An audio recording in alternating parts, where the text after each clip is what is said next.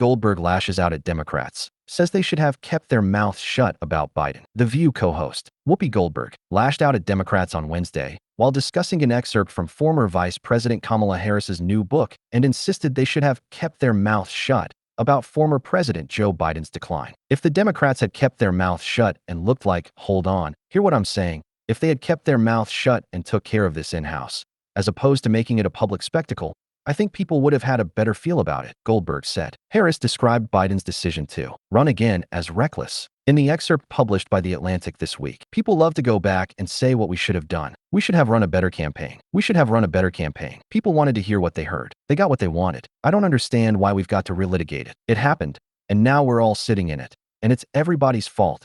Goldberg continued. I don't believe the political parties should have a say in who is a nominee and who is elected, Griffin said. There's no primary when there is a sitting president. And 75% of voters said they thought that Biden may be fine when in office, but was too old for another term. That's voters' only way to say, I have an issue. Co-host Sunny Hostin agreed with Harris's argument that the stakes were too high regarding Biden's decision to run again. Look at what we are dealing with now as a country, Hostin said. The stakes were too high. Harris also criticized Biden's communications and White House team in the excerpt, alleging they didn't help her rebut negative narratives. They had a huge comms team.